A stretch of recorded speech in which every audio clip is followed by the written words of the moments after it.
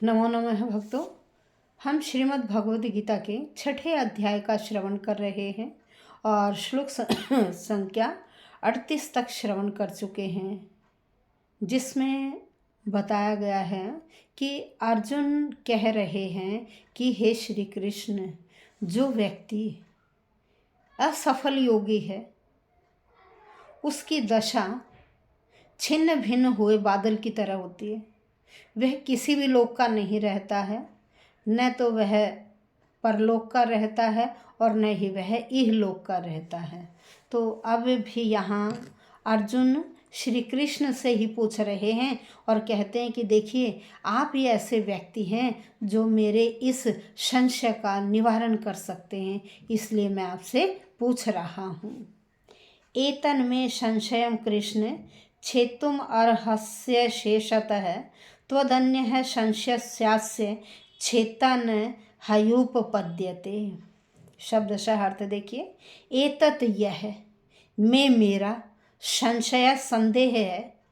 अर्जुन कहते हैं कि यह मेरा संदेह है कृष्ण, हे कृष्ण, छेतुम मतलब दूर करने के लिए, अहसी आपसे मैं प्रार्थना कर रहा हूँ, आपसे मैं प्रार्थना करा, आप ही योग्य हैं, अशेषतः पूर्णतया, कह रहे आप ही पूर्ण रूप से योग्य हैं जो मेरे इस संदेह का आप निवारण कर सकते हैं।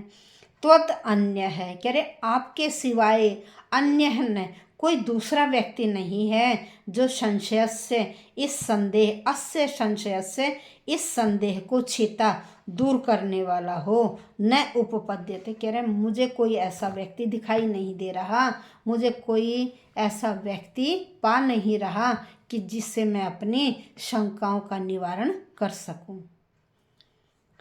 यहाँ अर्जुन कहते हैं कृष्ण, मेरा जो ये संदेह है इसे पूर्णतया दूर करने की मैं आपसे प्रार्थना कर रहा हूँ और आपके सिवाय इस संसार में कोई नहीं है जो मेरे इस संदेह को दूर कर सके, क्योंकि आप क्या हैं, आप भूत वर्त और भविष्य के जानने वाले हैं।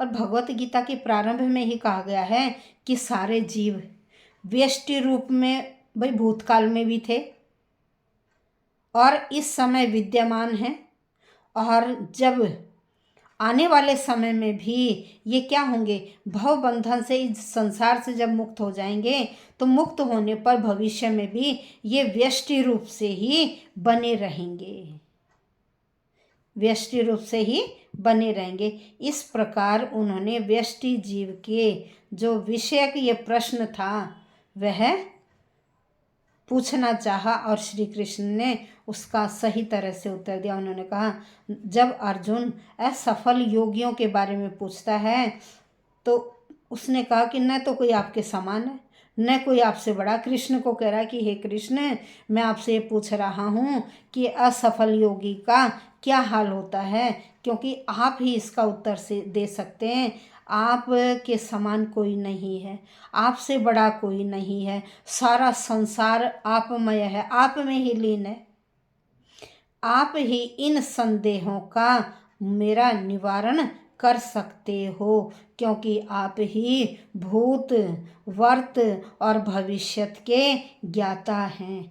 केवल कृष्णा भावित व्यक्ति ही ऐसे हैं जो कृष्ण भावना भावित व्यक्ति हैं, वही ऐसे हैं जो इसको जान सकते हैं, और उन्हें भी जनाने वाले कौन हो, आप ही हो, क्योंकि उन व्यक्तियों ने संपूर्ण आप में ही अर्पित कर दिया है, सर्वस्व आपके ऊपर ही छोड़ दिया है, और आप में ही, आपके अध्यात्म में ही उन्होंने अपनी बुद्धि को लगा लिया है। इसलिए या तो वह व्यक्ति समझ सकते हैं, और क्योंकि आप ही इन सब के ज्ञाता हैं, इसलिए मैं आपसे ही अपनी शंकाओं का निवारण चाहता हूँ, ऐसा अर्जुन ने कहा।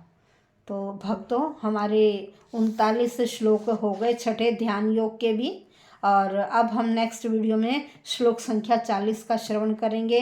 अपने बच्चों को भी इन ग्रंथों का थोड़ा थोड़ा ज्ञान दीजिए, क्योंकि हमारे बच्चे इस ज्ञान से बिल्कुल विमुख होते जा रहे हैं, तो हमारा कर्तव्य बनता है अभिभावक पेरेंट्स होने के नाते कि हम अपने जो हमारा कल्चर है, जो हमारी संस्कृति है, जो हमारे धर्म ग्रंथ हैं, उनके बारे में अपने बच्चों को थोड़ी बहुत शिक्षा अवश्य प्रदान करें। धन्यवाद भक्तों।